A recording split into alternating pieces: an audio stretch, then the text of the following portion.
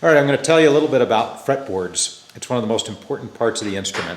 If the fretboard is not done properly, well, then the playability, the intonation, the feel of the instrument are all going to be wrong.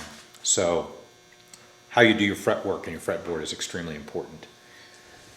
Fretboards come to us like this. They're ebony and they're oversized. They're too thick. But that's a fretboard blank. And so the first thing that we need to do to that is get it to thickness.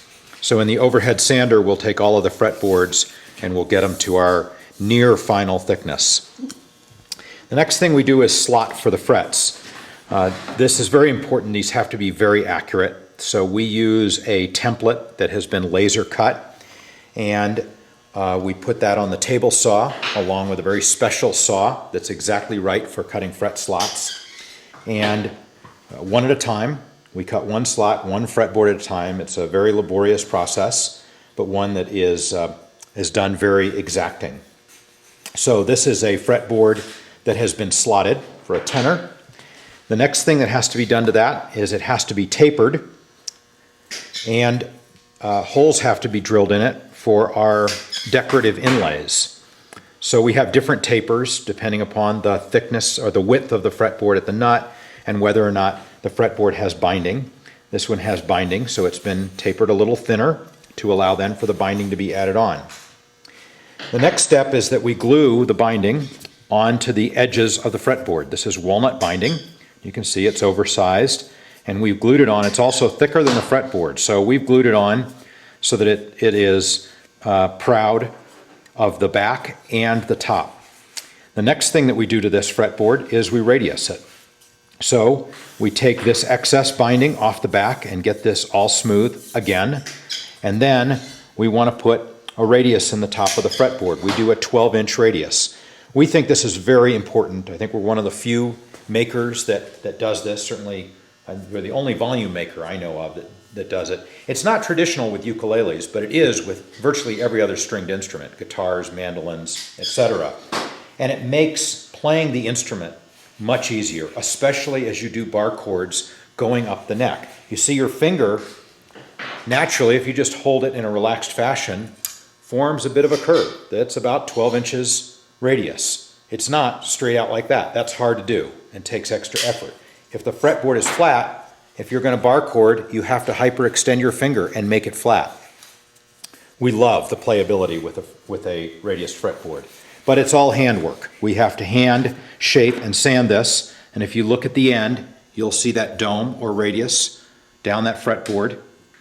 And this one has been all inlaid and radiused, and it's ready for frets. I'm going to show you fretting in just a minute. And here is a completed and fretted fretboard. This is ready to be glued on the neck, and after it's glued on the neck, we're going to dress the fret ends and do our fretwork, and you'll see that later. Thanks.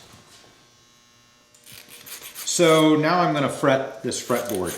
I'm going to put the frets in. I'm going to lightly put them in with a hammer, and I'm going to use this fret press to get each one of them put in, and then I'm going to check to make sure they're level. Later on, we're going to dress and level all the frets during setup, but I like to get them really close at this stage. So I've got a little box of frets that already have the tang nibbed off. The tang is the part that goes in the fret slot. And I just hold it there and I lightly tap on it. I don't want to bend that fret at all. All I want to do is just get it started off in the slot.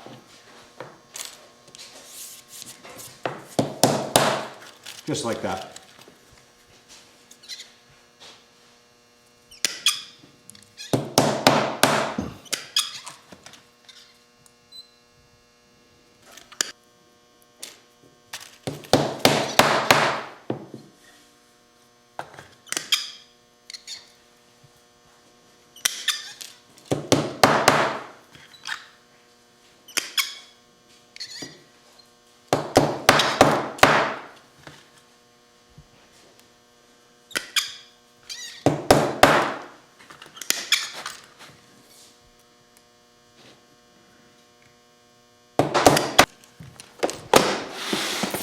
Okay, now I've got them all started. I'm going to use the fret press, and the first thing I'm going to do is on this bass side, we'll call it the player side for a right-handed person. I'm going to run the fret press down that side and get those pressed in.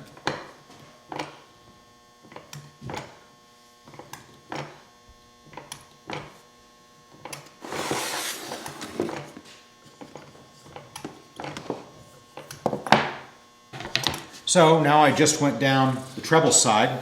I've got everything pressed in evenly. Now I'm going to use this very accurate straight edge. It's called a fret rocker. It spans 2 frets or 3 frets, and it lets me see if I've got a high fret in the middle. And it can detect just the tiniest inaccuracy if it rocks at all. Up a little bit there. So I just give that fret just a little bit of extra. Go back 1.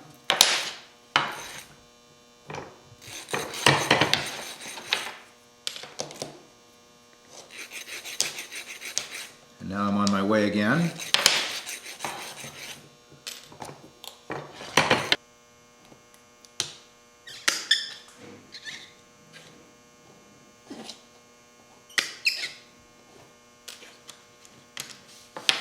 So now using my fret rocker, I think that all my frets are level, at least next to each other.